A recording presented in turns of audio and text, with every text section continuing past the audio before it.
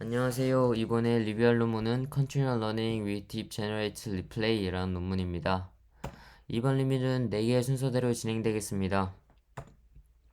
Continual Learning에 대해서 먼저 설명드리도록 하겠습니다. Continual Learning은 다수의 태스크들을 순차적으로 학습하는 방식을 의미합니다. 이전에 학습한 태스크들의 지식을 유지하면서 새로운 태스크를 학습하는 것을 목표로 합니다. 이 목표를 도달하기 위해 해결해야 되는 문제 중 하나가 Catastrophic Forgetting입니다. Catastrophic Forgetting이란 이전에 학습한 태스크에 대한 지식을 새로운 태스크를 학습할 때 잊어버리는 현상을 의미합니다. 본 논문에선 이 Forgetting 문제를 해결하기 위해 제너레이트를 통해 생성된 수도 데이터를 이용하였습니다. 논문의 방법을 살펴보기 이전에 이해를 돕기 위해 간을 잠깐 살펴보고 넘어가도록 하겠습니다. 이 노이즈 G가 주어졌을 때 제너레이트는 이 리얼 데이터와 최대한 유사한 페이크 데이터를 만듭니다. 그 다음에 이제 디스크리미네이터에 이 페이크 데이터와 리얼 데이터를 집어넣었을 때 이것이 진짜 페이크 데이터인지 리얼 데이터인지를 구분하는 것으로 이 두 가지로 구성이 되어 있습니다. 제너레이트 같은 경우는 최대한 리얼 데이터와 유사한 페이크 데이터를 만드는 것을 목표로 하고 있고, 이 디스크리미네이터 같은 경우는 이것이 진짜 페이크인지 리얼인지를 정확하게 구분하는 것을 목표로 하고 있습니다. 로스 펑션을 좀 살펴보도록 하겠습니다. 이제 dx 같은 경우는 x가 모델에 입력되었을 때 이 디스크리미네이터가 판단할 진짜 확률을 의미합니다. 당연히 0에서 1 범위로 표현됩니다. 이제 GZ 같은 경우는 Z라는 노이즈가 입력이 되면 이를 바탕으로 생성 모델이 생성한 가짜 데이터를 의미합니다. 그리고 여기서의 이 수식이 의미하는 것은 X가 실제 데이터에서 샘플링한 데이터다 라는 것을 의미합니다. 그리고 이것이 의미하는 것은 정규분포로 사용하는 임의의 노이즈에서 샘플링한 데이터를 의미합니다. 이 G가. 그리고 여기서 Z는 라틴 벡터라고도 불리는데 차원이 줄어든 채로 데이터의 분포를 잘 설명할 수 있는 잠재 공간에서의 벡터를 의미합니다. 먼저 분류 모델 입장에서 본다면 시계값을 최대화 시키기 위해서는 여기서 당연히 주어진 식에서 디스크리미네이터는 맥시마이즈 하려고 하고 이제 제너레이터 G는 주어진 식을 미니마이즈 하는 것을 목표로 하고 있기 때문에 분류 모델인 디스크리미네이터 입장에서 보게 되면 시계값을 최대화하는 것을 목표로 하고 있기 때문에 dx가 1, dz가 이 dz가 0이 되어야 최대값을 만족시킬 수 있습니다. 결국은 생성 모델이 만들어낸 데이터를 가짜로 진짜 데이터를 진짜로 판단해야 되는 것을 목표로 한다는 뜻입니다. 다음으로 생성 모델 입장에서 보시게 되면 시값을 미니마이즈 해야 되기 때문에 DCZ가 1이 되어야 합니다. 이 분류 모델이 진짜로 판단할 만한 데이터를 만들어야 한다는 것입니다.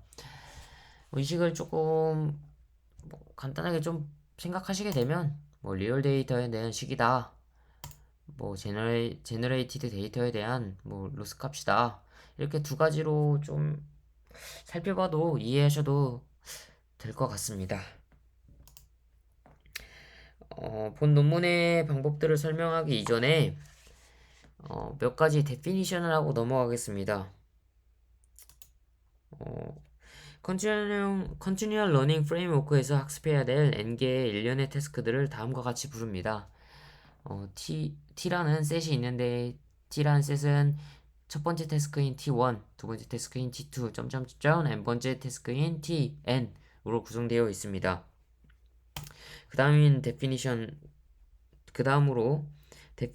데피니션으로 태스크 TI는 데이터 분포 DI에 대해 모델을 최적화하는 것이며 DI의 학습용 데이터는 XI, YI로 주어집니다. 논문에서 사용하는 모델을 그리고 스콜라라 부르고요.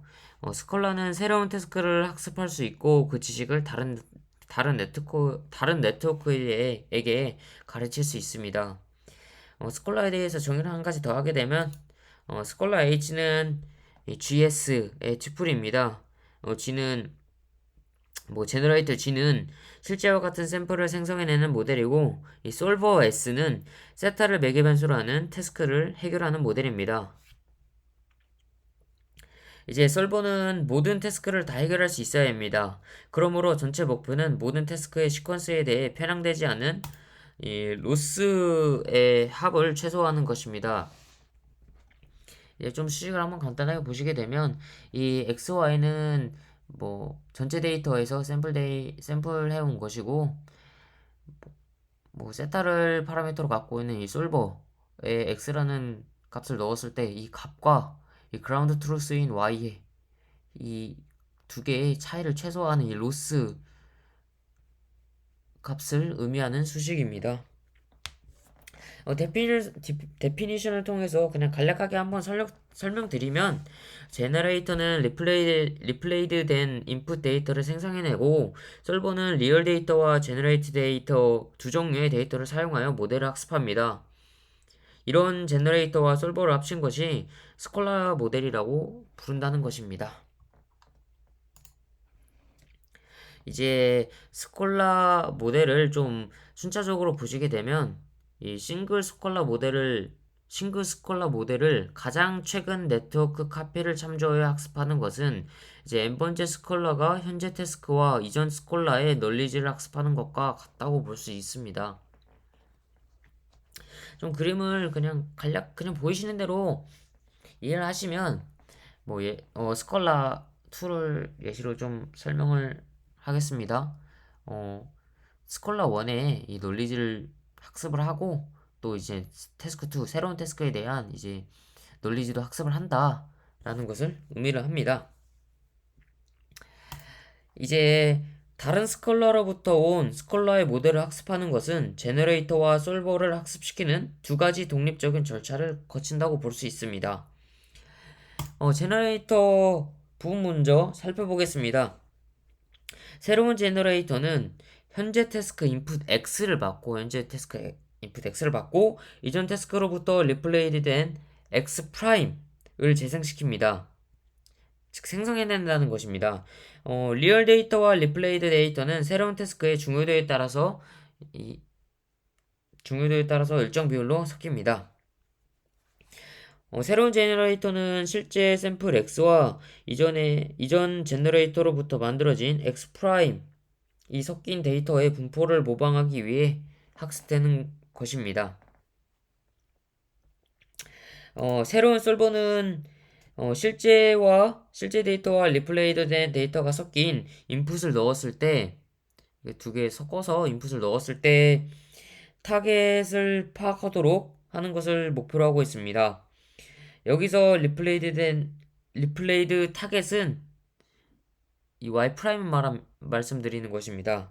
리플레이드 인풋을 이전 솔버에 넣었을 때 산출물이라고 보실 수 있습니다. i번째 솔버에 대한 로스 펑션을 한번 살펴보겠습니다. 아까 말씀드린 R이 리얼 데이터와 제너레이트 된 데이터의 믹싱 레이시오라고 보실 수 있습니다. 말씀드린 믹싱 레이시오입니다. 그리고 세타는 i번째 스콜라의 네트워크 파라미터입니다. 그리고 앞에 추식을 좀 찬찬히 보게 되면 DI로부터 전체 데이터로부터 샘플링된 XY를 이제 i번째 솔버인 값에 넣었을 때에 대한 로스 값이고 그리고 밑에 같은 경우는 이제 이전에 제너레이트 된 데이터에서 X 프라임을 샘플링한 것이고 이제 i번째 솔버에 X 프라임을 넣었을 때 이제 i-1번째 솔버에 X 프라임을 넣었을 때 이 값에 대한 뭐 차이를 로스로 표현한 수식이라고 보실 수 있습니다. 근데 논문에서는 모델을 이전 태스크로 평가하기를 원하므로 테스트 로스는 트레이닝 로스에 조금 다릅니다. 보시게 되면은 위에 수식은 똑같지만 이제 아래 수식이 조금 다릅니다. 여기서의 디패스트는 과거 데이터의 누적 분포입니다. 이 아랫부분이 조금 다르시다는 게 보이실 수 있습니다. 그리고 조금 한 가지 생각하셔야 될 게 첫 번째 솔버는 그림을 보시게 되면 첫 번째 솔버는 스콜라에 포함된 첫 번째 솔버는 이전 태스크가 없습니다. 이전 태스크가 없기 때문에 이전 스콜러도 없고 이전 솔버도 없습니다. 그렇기에 i가 1인 경우는 뭐 리플레이드 데이터가 없기 때문에 이 두 번째 항은 무시하셔도 무방합니다. 다음으로 실험 부분을 살펴보도록 하겠습니다. 실험에 사용된 데이터셋은 두 가지입니다. 손글씨 데이터인 엠니스트와 스트리트 뷰 하우스 넘버인 SVHN 데이터입니다. 첫 번째 실험은 펄뮤테이티드 엠니스트 데이터를 이용한 실험입니다. 순차적으로 학습하는 동안에 각 태스크의 테스트 성능을 나타내는 그래프입니다. 여기서 보시는 이 주황 색깔 GR 같은 경우는 논문에서 제시한 방법입니다. 즉, 제너레이트 리플레이를 활용한 방식으로 보시면 되겠습니다. 여기서 논 같은 경우는 제너레이트를 사용하지 않고, 즉, 리플레이 없이 사용한 방법에 대한 결과로 보시게 됩니다. 이 실험을 통해서 뭐 리플레이 없이는 이전 태스크에 대한 성능이 떨어지는 것을 확인할 수 있습니다. 뭐 태스크 1 같은 경우는 제너레이티드 리플레이가 없으면 이렇게 쭉 떨어지는 것을 확인하실 수 있습니다. 그 다음으로 동일한 데이터를 사용하여 학습한 태스크에 대한 테스트 정확도의 평균값입니다. 이제 여기서의 이 ER이라고 부르는 이 초록 색깔은 완벽한 제너레이터를 가정하여서 사용한 리플레이 방식으로 이그젝트 리플레이 줄임말로서 ER입니다. 본 논문에선 이 ER을 어퍼바운드로 지정을 하고 목표치로 설정을 해두었습니다. GR은 본 논문의 방법이고 이제 노이즈 같은 경우는 레코디드 리스폰스와 함께 랜덤 가우시안 노이즈를 리플레이한 것으로 볼 수 있습니다. 한 건데요. 뭐 결과값을 보시면 이제 뭐 ER과 GR을 제외한 나머지는 이터레이션이 돌 때마다 점점 테스트 어커런시가 떨어지는 것을 확인할 수 있습니다. 이를 통해서 리플레이드 입력이 실제 데이터와 더 닮으면 닮을수록 더 높은 정확도가 나온다는 것을 알 수 있습니다. 다음으로 모델이 새로운 도메인 지식을 제너레이티브 리플레이를 통해 통합시킬 수 있는지를 실험을 통해 확인해 보았습니다. 이제 기존의 태스크가 이 두꺼운 곡선입니다. 이제 또 희미한 곡선이 이 새로운 태스크입니다. 즉 기존의 태스크는 엠리스트 데이터고 새로운 태스크는 SVHN입니다. 이제 좀 뭐 보라색을 보시게 되면 리플레이가 없으면 뭐 엠리스트와 SVHN 뭐 데이터가 굉장히 유사한 데이터이지만 생김새가 같고 굉장히 유사하다고 볼 수 있지만 이전 태스크에 대한 성능을 많이 떨어지는 것을 볼 수 있습니다. 쭉 떨어지는 것을 볼 수 있습니다.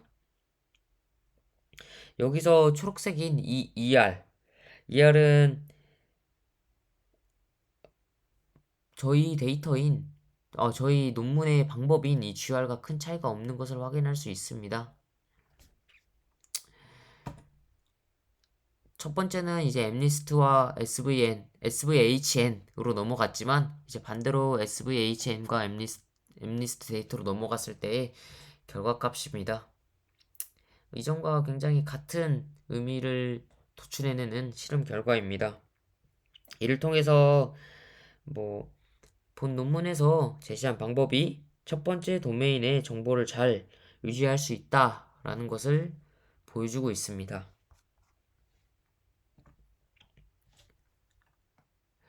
다음으로는 이제 레귤레이제이션 방법인 이제 LWF와 이제 본 논문에서 방법인 제너레이티브 리플레이 방식을 합친 방법인데요. 그래프를 보시게 되면 뭐 올드 태스크에서 뉴 태스크로 갔을 때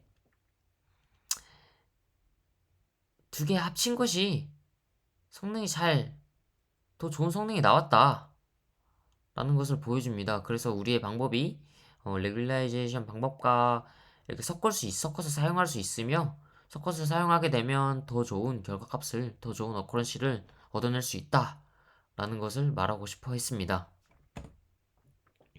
다음으로는 이제 태스크 간의 인풋과 타겟이 많이 다른 상황에서도 제너레이티브 리플레이, 즉 논문의 방식이 과거 지식을 잘 만들어낼 수 있음을 보여주기 위한 실험입니다.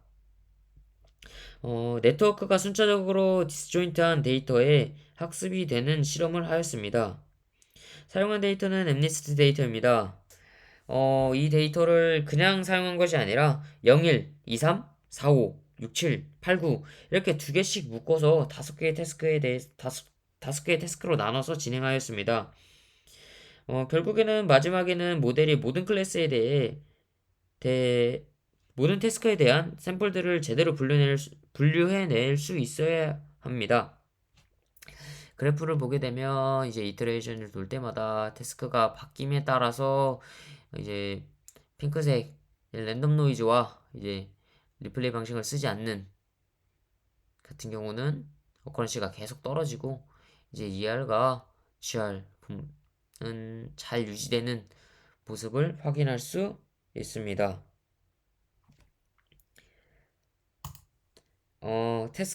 아까 말씀드린 5개의 태스크를 순차적으로 학습한 이후에 제너레이터가 만든 샘플들입니다. 샘플들을 보시게 되면 0일이 잘 생성이 되고 그 다음에 0, 1, 2, 3 쭉쭉쭉쭉 해서 0부터 9까지 마지막 태스크 5번째는 0부터 9까지 데이터가 잘 생성되어 있는 것을 확인하실 수 있습니다. 제너레이터가 뭐 누적 데이터로 분포를 잘 학습을 시킨다는 것은 결국은 더 좋은 성능을 낼 수 있다는 것을 의미하게 됩니다. 마지막으로 컨클루전입니다. 이제까지 내용들을 좀 정리해보면 본 논문에서는 컨티뉴얼 러닝에서 발생하는 프로게팅 문제를 제너레이트를 통해 이전 태스크에 대한 데이터를 생성해서 사용함으로써 해결하고자 했습니다. 그렇기에 제너레이트의 성능이 많이 좌지우지됩니다. 하지만 제너레이트가 이전 입력 공간을 완벽하게 나타낼 수 있다면 모든 태스크에 좋은 성능을 낼 수 있는 것을 보장합니다. 이제 좀 EWC나 LWF 같은 레귤라이제이션 방법들과 비교해서 생각해 보면 이제 레귤라이제이션 메소드 같은 경우는 웨이트를 보호하기 위해서 부가적으로 로스텀을 이용해서 네트워크에 제약을 주는데 이제 잠재적으로 과거와 현재 태스크의 성능 간의 트레이드오프가 있을 수 있습니다. 그리고 이러한 방식에서 모든 태스크에 대해 좋은 성능을 보장하기 위해서는 네트워크 크기가 점점 커져야 하지만 본 논문에서는 그럴 방법이 없습니다. 뭐, 단순히 과거의 데이터를 직접적으로 사용하지 않고 리플레이 방식을 사용하기 때문에 프라이버시 이슈도 피할 수 있는 큰 장점이 있습니다. 오늘 리뷰는 여기서 마무리 짓도록 하겠습니다. 감사합니다.